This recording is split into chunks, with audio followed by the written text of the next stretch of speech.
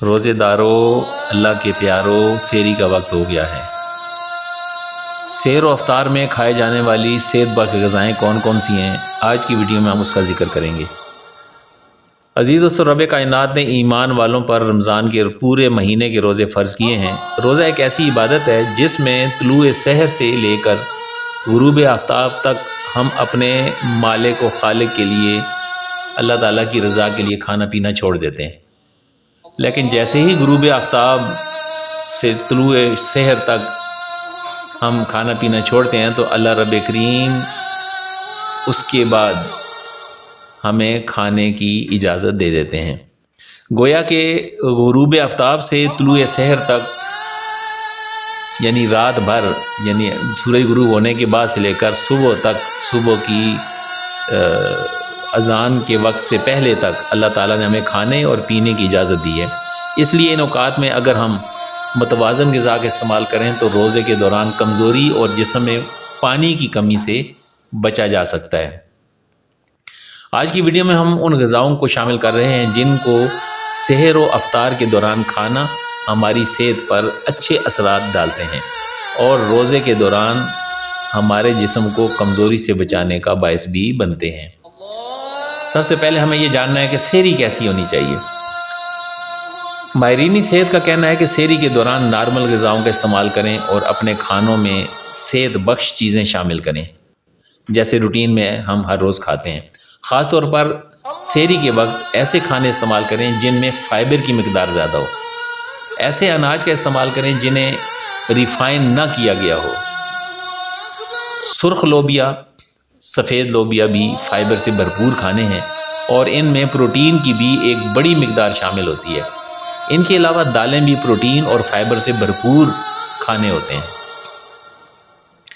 Fibre سے بھرپور غذائیں کون کون سی ہیں؟ فائبر سے بھرپور کھانے ہمارے پیٹ کو زیادہ دیر تک بھرا رکھتے ہیں اور انہیں کھانے کے بعد جلدی بھوک نہیں لگتی، اور فائبر نظام ہضم کے کام کو بھی درست رکھتی ہے۔ ماہرین کا کہنا ہے کہ مردوں کو روزانہ 35 گرام اور عورتوں کو 28 گرام فائبر لازمی کھانا چاہیے۔ سحری میں دال اور دہی خوب کھائیں۔ طبی ماہرین کہتے ہیں کہ سحری میں دال اور دہی ضرور کھائیں۔ دہی ہاضمے کو درست رکھنے میں مدد کرتا ہے اور ہمیں کیلشیم کی مناسب مقدار بھی فراہم کرتا ہے۔ اس کے علاوہ تمام قسم کی دالوں کا استعمال ہمیں دن بھر کے لیے کافی پروٹین فراہم کرتا ہے، اور یہ پروٹین ہمارے پٹھوں کو روزے کے دوران کمزور ہونے سے بچاتی ہے۔ سحری میں کچے پنیر اور دودھ کا بھی استعمال آپ کر سکتے ہیں۔ کچے پنیر یا دودھ کا استعمال بھی سحری میں لازمی کریں، کیونکہ یہ دونوں چیزیں آپ کو دن بھر توانا رکھنے میں مدد دیں گی۔ ان غذائی اجزاء میں موجود پروٹین جلدی بھوک نہ لگنے دے گی۔ ماہرین کا کہنا ہے کہ سحری کھانے کے بعد 1 گلاس دودھ یا پنیر کے 4-5 ٹکڑے کھائیں تاکہ روزے کے دوران جسم کمزور نہ ہو اور پانی کی کمی بھی پیدا نہ ہو۔ ایک اور طریقہ یہ ہے کہ سحری کے وقت، سحری کھانے کے بعد اگر آپ 2 کھجوریں یا 3 کھجوریں، اگر ڈائبٹیز نہیں ہے، اگر آپ کھا لیتے ہیں تو وہ بھی آپ کی دن بھر کی کمزوری کو ٹھیک کر دیتی ہے۔ سحری کھانے سے پہلے پانی کا استعمال خوب کریں۔ کم از کم آدھا گھنٹہ پہلے 1 گلاس پانی پینا بھی آپ کی صحت پر بہت اچھے اثرات مرتب کرے گا۔ اسی طرح سحری کھانے کے آدھا گھنٹہ بعد سحری ختم ہونے سے پہلے بھی پانی کا 1 گلاس پینا آپ کے جسم میں سارا دن پانی کی کمی پیدا ہونے سے روکے گا اور جسم کو ڈی ہائیڈریٹ ہونے سے بچائے گا۔ افطار میں کیا کھانا پینا چاہیے یہ بھی آپ کو بتانا ضروری ہے۔ میڈیکل سائنس کا ماننا ہے کہ روزہ انسانی صحت کے لیے انتہائی مفید ہوتا ہے، اور سال میں 1 مہینے کے روزے صحت کو 4 چاند لگا دیتے ہیں، یعنی پورا سال آپ کو کسی طرح کی کمزوری اور بیماری میں مبتلا نہیں ہونا پڑتا۔ لیکن اگر اس دوران خوراک میں بے احتیاطی کی جائے تو روزے کمزوری کا باعث بن سکتے ہیں۔ اپنے افطار کے کھانے میں تلے ہوئے کھانے ہرگز شامل نہ کریں یا کم سے کم کریں۔ افطار میں کیا کیا ہونا چاہیے؟ افطار میں تلے ہوئے کھانے جسم میں چربی کا باعث ہوتے ہیں۔ ہمارے یہاں رواج ہے کہ افطار میں پکوڑے، آلو کی چپس، سموسے اور فرائی چیزیں لازمی شامل کی جاتی ہیں، لیکن یہ کھانے صحت کو برباد کر کے رکھ دیتے ہیں۔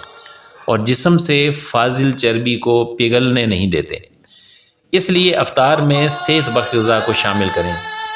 روزہ رکھنے کا مقصد یہ ہے کہ جسم کے اندر جو بھی فالتو چربی ہے وہ پگھلے اور جسم صحت مند ہو۔ افطار میں کھجور غذائی اجزاء کا پاور ہاؤس ہے۔ کھجور سے روزہ کھولنا سنت رسول صلی اللہ علیہ وآلہ وسلم ہے، اس لیے افطار میں کھجور کو لازمی شامل کریں، کیونکہ کھجور جسم کو فوری توانائی دیتی ہے اور اس میں موجود فائبر پیٹ کی حالت خراب نہیں ہونے دے گا۔ اسی طرح افطار میں تازہ پھل اور سبزیوں کو بھی جگہ دیں، اور افطار میں چکن اور تیز مسالے اور تلی ہوئی اشیاء کا استعمال بالکل نہ کریں۔ افطار میں معدے کی تیزابیت کو بڑھانے سے بچنے کے لیے تیز مسالے سے بدہضمی پیدا ہوتی ہے، اس سے بچنا ضروری ہے، اور معدے میں تیزابیت بھی پیدا ہوتی ہے۔ اگر آپ گوشت کھانے کے عادی ہیں تو افطار کے کھانے کے 2 سے 3 گھنٹے بعد آپ اپنی یہ عادت کو پورا کریں، اور کوشش کریں کہ افطار کے دوران گوشت سے پرہیز رکھیں تاکہ معدے میں اضافی بوجھ نہ پڑے۔ یعنی آپ افطاری کر لیں اور پھر 2 سے 3 گھنٹے کے بعد آپ پھر گوشت وغیرہ جو بھی شوق ہے تو وہ کھانا کھائیں۔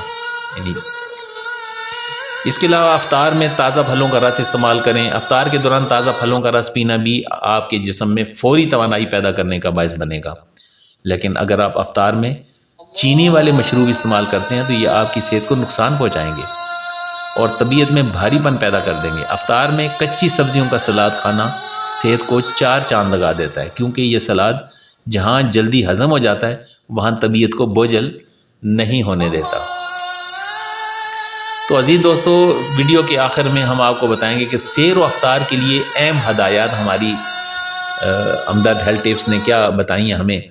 نمبر 1، رمضان میں دہی کھانا انتہائی مفید ہے، لیکن اسے رات کے کھانے کے ساتھ استعمال بالکل نہ کریں۔ اگر آپ سحری کھانے کے فوری بعد سونے کے عادی ہیں تو اس عادت کو بھی بدلیں، اور سحری کھانے کے بعد کم از کم آدھا گھنٹہ لازمی پیدل چلیں، اور سحری کھانے کے 1 گھنٹے بعد بستر پر جائیں۔ یعنی آپ یوں سمجھیں کہ اگر آپ نے سحری کر لی ہے تو پھر آپ نے تھوڑی سی تلاوت کرنی ہے، اور جیسے ہی نماز کا وقت ہو تو آپ مسجد جا کے فجر کی نماز جماعت کے ساتھ پڑھیں، تو جاتے ہوئے اور آتے ہوئے واک بھی ہو جائے گی، اور پھر سونے کا بہترین ٹائم آپ کو مل جائے گا۔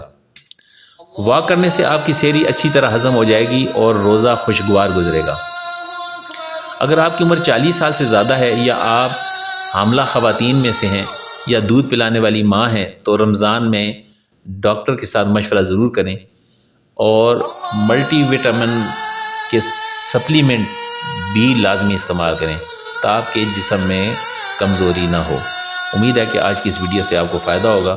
اپنی دعا میں یاد رکھیں، ہمدرد ہیلتھ ٹپس آپ کی خدمت کے لیے ہر وقت تیار ہے۔ آپ ہمارے اس چینل کو سبسکرائب کریں، لائک کریں، شیئر کریں اور کمنٹس کریں۔ اگر آپ کسی ٹاپک پہ ویڈیو چاہتے ہیں تو اس کے لیے بھی ہمیں کمنٹس میں بتائیں۔ السلام علیکم ورحمۃ اللہ۔